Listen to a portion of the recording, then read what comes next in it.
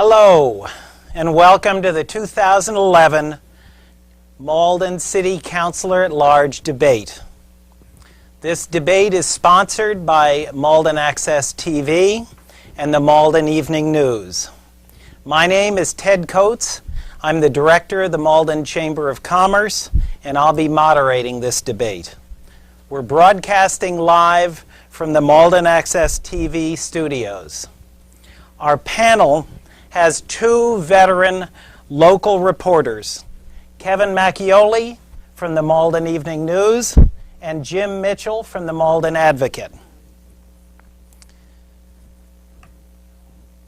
In the interest of presenting a fair forum, we ask for no noise in the studio of any kind except when we introduce the candidates, which is right now. It's my pleasure to introduce David D'Arcangelo, candidate Gladys Rivera-Rogers, candidate Chris Simonelli, Councillor-at-Large Greg Lucy, and Councillor-at-Large Craig Spadafora.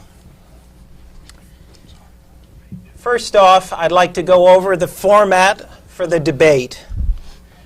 Each of our two panelists will rotate asking questions to a specific candidate.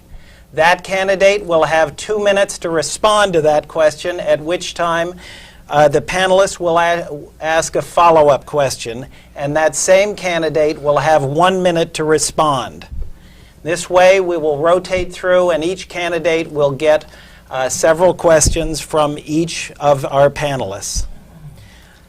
The candidates will receive a 30-second notice and the final notice, and if they exceed the time, I will call stop.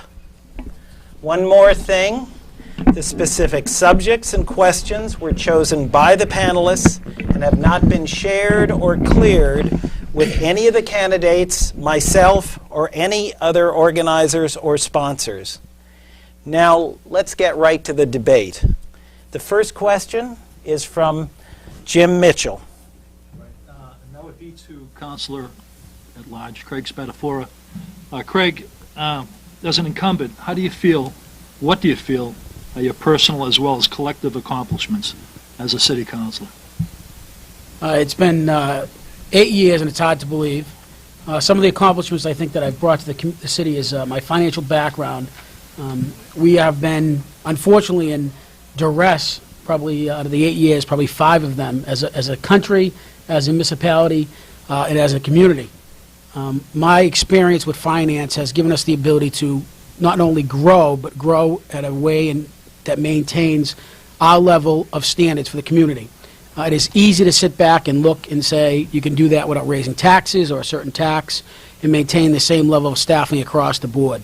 The City of Malden has done a fantastic job, not only by the current council, but the current administration, to maintain our service. You don't have to look too far to Everett, which has one of the highest property taxes in the country on the residential. Malden is at one of the lowest in the state. So I think my financial background has helped me. Also, the outreach that I've done to the community as far as on the small levels. My pet peeve has always been the neighborhoods, trash, sidewalks, and that's something I've done personally to beef up our ordinances, which is the laws of the City of Malden. And now I think the future is going to be using, which I think every candidate here will say it, and we hear it all the time, is technology. Just recently, the City of Malden has added voicemail and new telephones to the City Hall. That's something that only gives us a great amount of savings on our telephone bill, but also gives us customer service. That's something I do in my day job all the time. We have to treat the residents of Malden like customers and give them the respect and dignity they need. So I feel that my professional background has really helped me growing as a city councilor. Thank you.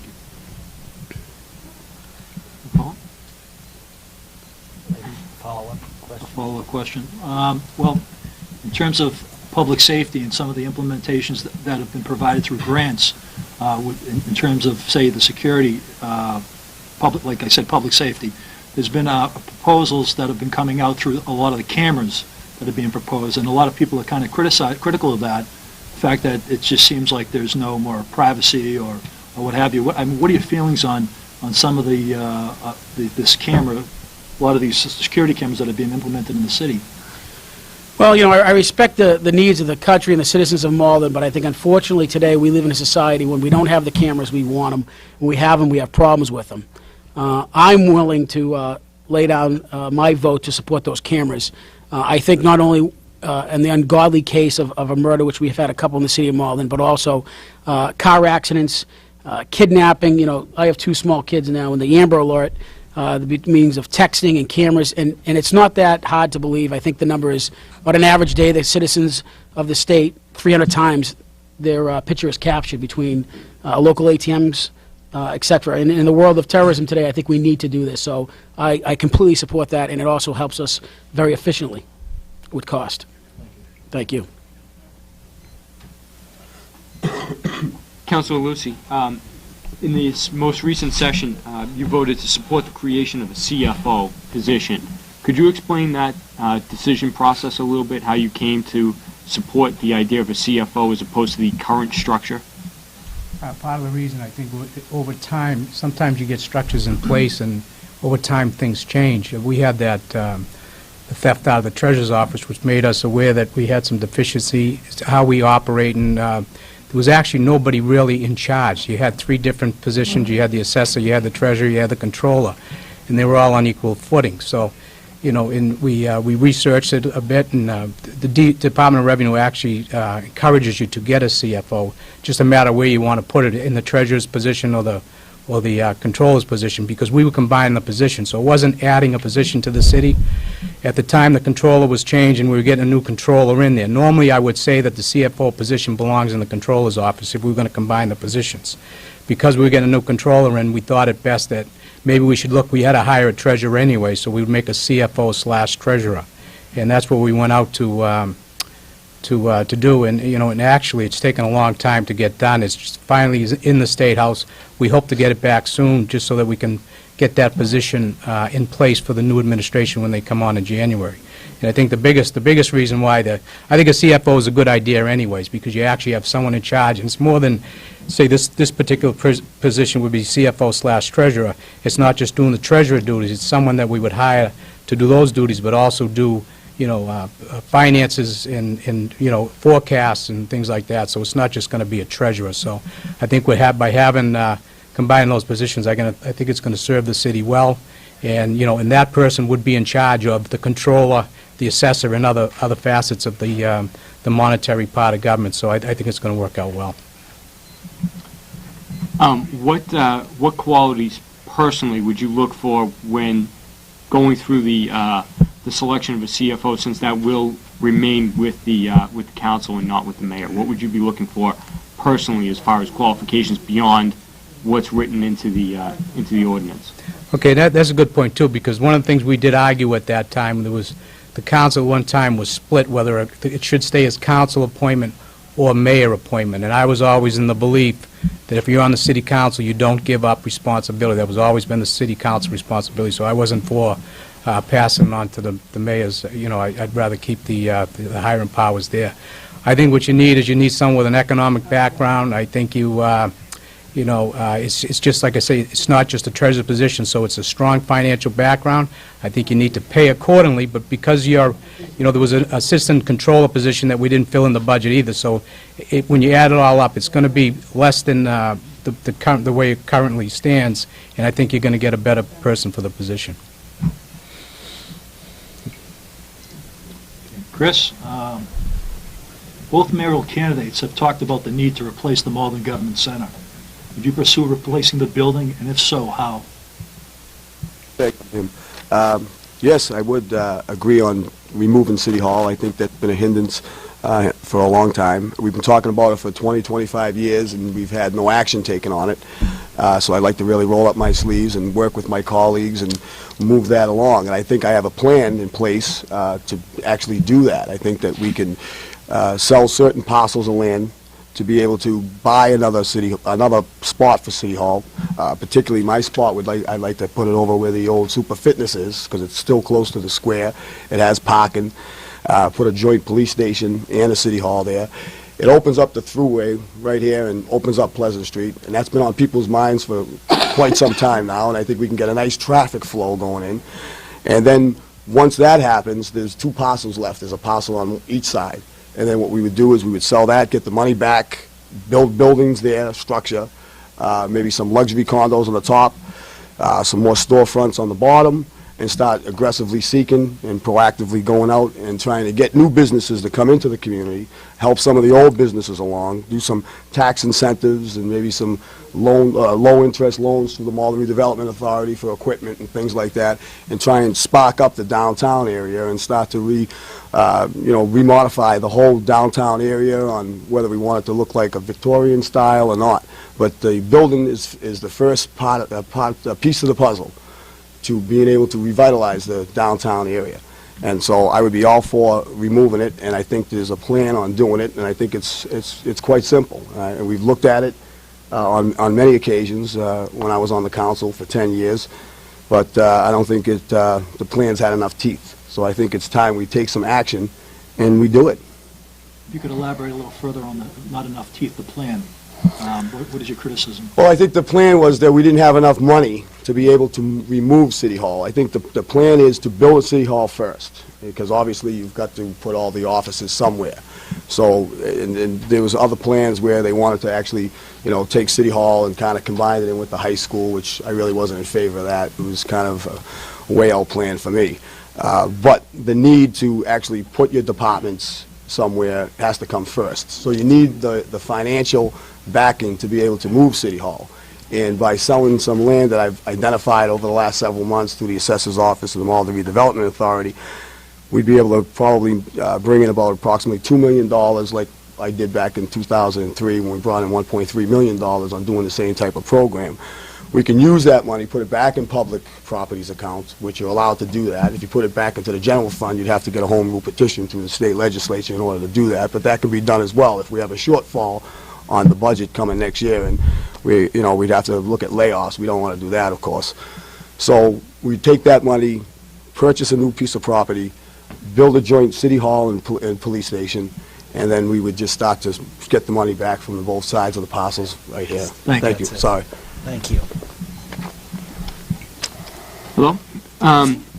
Your experience in city government so far is with the school committee. Served several terms there. How critically will you look at that department's budget when it comes to you in June, if elected? Okay, how critical? Question again? Hit that question again for me, because your comparison. If elected, how critically will you look at the school department budget when it comes to you in June? Typically, the council has sort of accepted what the budget is that comes from the school committee and the mayor and just passed it. How critically will you look at it to see whether things within it should be suggested for change or actually it should be changed, period? Okay.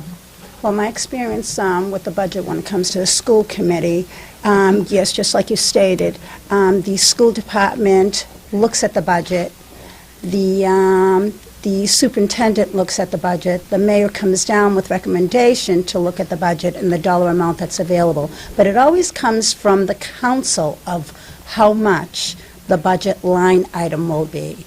So when I will be serving on the council, I will take the recommendation that comes forward from the school department, because I know from past experience that it is broken down, it is taken apart, it is skimped, it's weighed out from this department to that department. They beg, borrow, and steal from different departments to make sure that everything fits. So I, just like the councilors do, make sure that stays within that same budget dollar item that is being brought forth from the council itself that's recommended to the school department. So that's how I would look at it. Do you believe that there's any department, when the budget comes to the council in June, is there any department that you can see giving a closer look at to see maybe too much is being spent here or maybe not enough is being spent here? I always, when I served on the school committee myself, I always looked at the salary line items. I was always very cautious in voting for administrative raises. I was always a firm believer that the dollars need to be spent in the classroom. So I would continue looking at that line item to make sure the administration does not go over what classroom instruction dollars are being used. So that would be my priority, to make sure that the dollars stay in the classroom and not administrative salaries. Thank you. David, staying along the lines of the budget, city councils have recently talked about how Malden schools will have a multi-million-dollar budget shortfall next year because of the loss of federal funds. How would you close the shortfalls in the school budget, and where can the funds come from? Jim, that's a great question, and thank you for that. I also want to thank MATV, the other candidates, everybody here, and you at home for watching this part of our local democracy. This is great. Particularly to your question, what we need to do is we need to make Malden as competitive as we can. If we make Malden competitive, keep taxes low, make public safety a priority so that people want to continue to come here, and make Malden competitive so we can bring businesses here. If businesses come, the rising tide will lift all ships. When businesses come, they bring jobs. And when those jobs come, they bring revenue. So we can do this all without raising taxes, without counting on other grants and other fees. We need to make sure that Malden is competitive as possible and it's affordable as possible for the residents here, for the homeowners, and for the businesses as well, so that they can create jobs and so that the homeowners, rather than spending more on property taxes, can reinvest in their property. That rising tide will lift all ships. If we do that, then we'll have plenty of money for the schools, for the police, for the fire, all of which I want to increase just like everybody else does here. Right. So define the competitiveness. How exactly is a city or a city council going to be competitive with who? And define that if you can elaborate a little more. Sure. I'd like to look at your hometown of Everett, right? Everett has one of the highest tax rates, as Councilor Lucy indicated, in the state. So if we can be competitive and lower our commercial tax rate, perhaps an underride, perhaps a CIP shift, okay? There's a couple of different ways you can do it without raising taxes. I want to be clear on that. You don't have to raise residential taxes to be more competitive. I really believe, as a member of the Chamber of Commerce, and Ted will attest, 60 cents on every dollar that's spent locally stays locally. So that is reinvestment in the community. And again, that rising tide will lift all ships.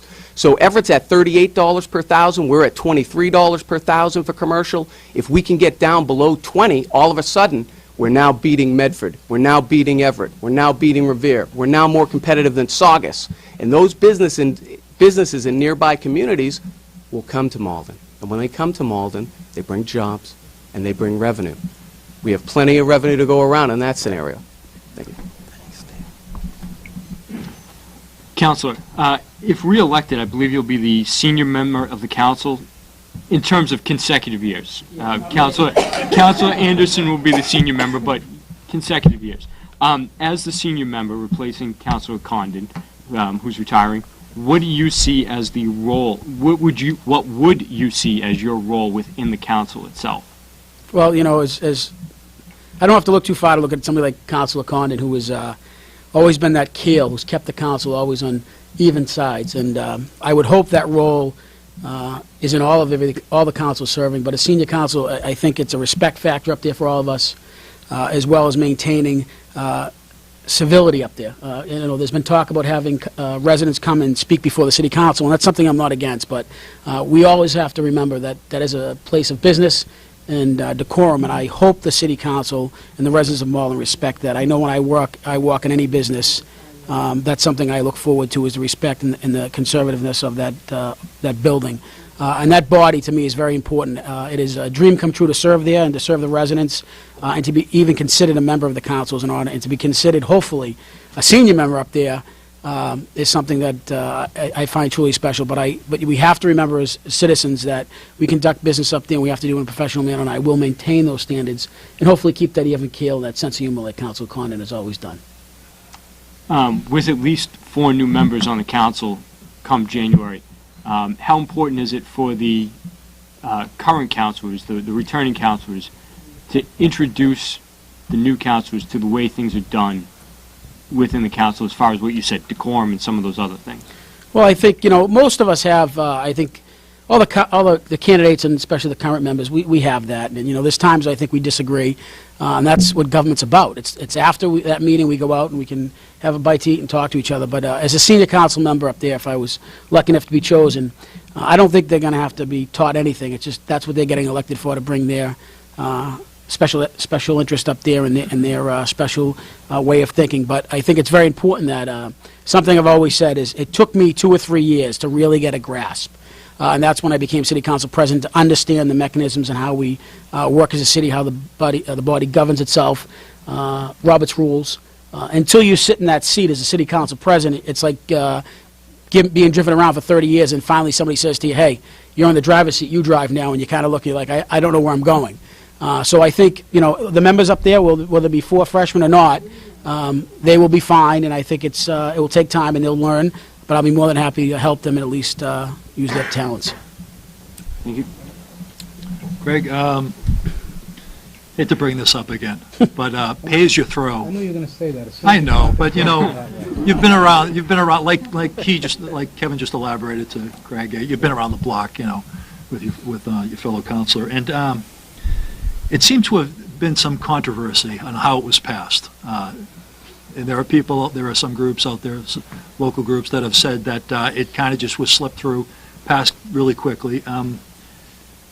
Could it have been passed differently? I mean, could it have been given, it seemed to have been a necessary evil in order to take care of some budget shortfalls. What are your thoughts on that? Before I get to your question, I just wanted to see how things are upside down. The senior member is also the youngest, so I don't know how that works. But such as elections. The pay-as-you-throw question, it's amazing. It keeps on popping up. I could go back to the forum we had 2 years ago. It came up. I could go back. It was implemented in 2008.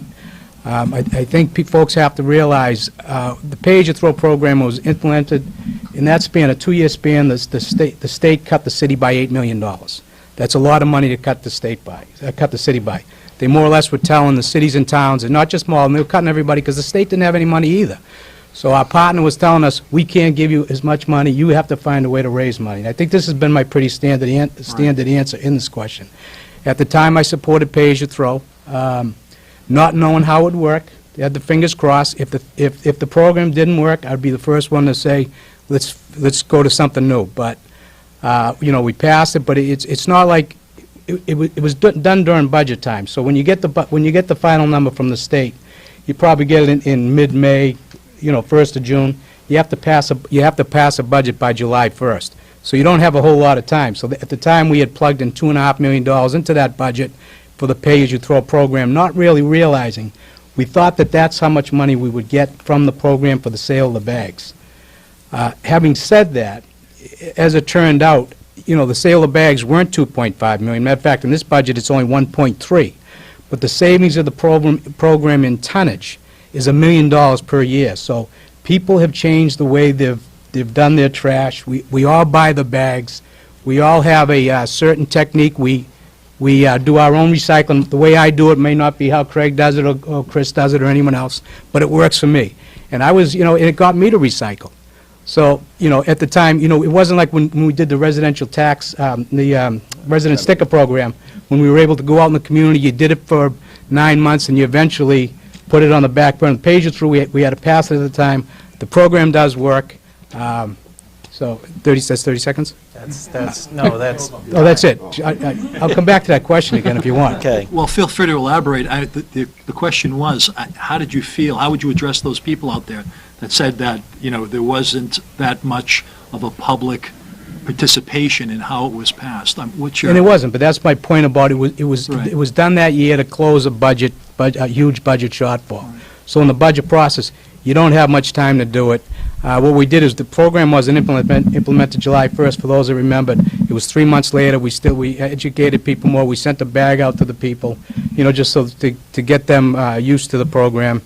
Again, it's 3 years later. The 2 mayoral candidates are talking. They'd tweak it. I think there was growing pains with the program. I think the program works. I think too often people that say we should do whatever it does, whatever city that first comes in, we should do what Medford does, without looking at, people actually look to the pay-as-you-throw program in Malden and would like to implement it in their cities and towns because it does work. Thank you. As Councilor Lucy just mentioned, both mayoral candidates have talked a lot about the pay-as-you-throw. Councilor Fallon would either like to eliminate it or greatly modify it. Councilor Christensen would at least like to modify it, taking a look at changing it. How would you propose to change it, or would you? Do you think that the program is working as it is, Councilor Simonelli? Oh, thank you. I thought you were still talking to, this on? I thought you were still talking to Councilor Lucy. Let me just say this. The pay-as-you-throw program does work financially as bringing in the money, because you're buying the bags, and it's kind of a forced way of making you recycle. I think we can do more with recycling by education. Our youth today is educated in recycling. They're way ahead than we are. I think it's a responsibility on us as a community to be out there proactively going out and talking to the constituents and encouraging people to recycle. I think it's a big bother and burden for homeowners and the constituents out there to have to go and buy these trash bags, and they're kind of flimsy too, so they're ripping. So I'm hearing things that they're buying trash bags to be able to put the trash in and then put those trash bags in the blue bags and then put it out, so they're kind of paying twice. There are other programs out there. There could have been other ways, I think, to be able to reduce the shortfall of money that we were going to be cutting from the state. We did it, like I said, back in 2003 and 2004. I raised $1.3 million when we had like a $4 million deficit, and then our state legislature brought in the rest. So the pay-as-you-throw program, I think we need to look at other programs that are out there. And I think that the community should have an opportunity to weigh in a little bit more than they had. I know the council was stressed and they were short for time and they had to do something, and they had to do something fast. But in all actuality, the voters, I'm sick and tired of people out there saying that, you know, I'm your voice, but then when it comes to something like that, they could have put it on a referendum, 6 votes, puts it a referendum on the ballot, and put a couple of choices out there on a couple of different communities on how they're doing it, and let the voters decide how they should pay for trash. Because the voters know they have to pay for their trash. The citizens of Malden know that if, you know, the trash fairy don't come in the middle of the night and get rid of their trash. So they know they got to get rid of it, but I think that they should have had a chance to vote in on it. Thank you. So then, are you saying if the mayor next May, June came down with a proposal to modify the trash program, are you saying you'd like to actually see that go on the ballot for voters as opposed to the council and the mayor making the decision? No, not necessarily. It depends on how good that they modify the program. I think that we should definitely have a focus group within that modification with the citizens in the community to see how they like it. But at the end of the day, if the voters are that anal about not having to use that type of program, then yes, we should take a couple of different programs that are working, do the homework on them, absolutely. See how those programs are working, put a referendum on the ballot, and then see if they like it. And the best thing about our democracy and our system is that if it's not working in a couple of years, we do it again, and we make some other changes. And that's what a working paper is all about. Thank you. Gladys? Public safety continues to be a top concern through the residents, obviously, what's going on in times with crime and what have you. What step would you take to improve the public safety, and how would you pay for them? Well, just like you stated, it is a big concern in our community. There have been a lot of violence in the last few years, and a big concern for the residents as a whole. Okay, there's grants that become available that the police departments do look at, and the fire department also looks at. So I think when the grants do become available and we do apply, that we should be open-minded and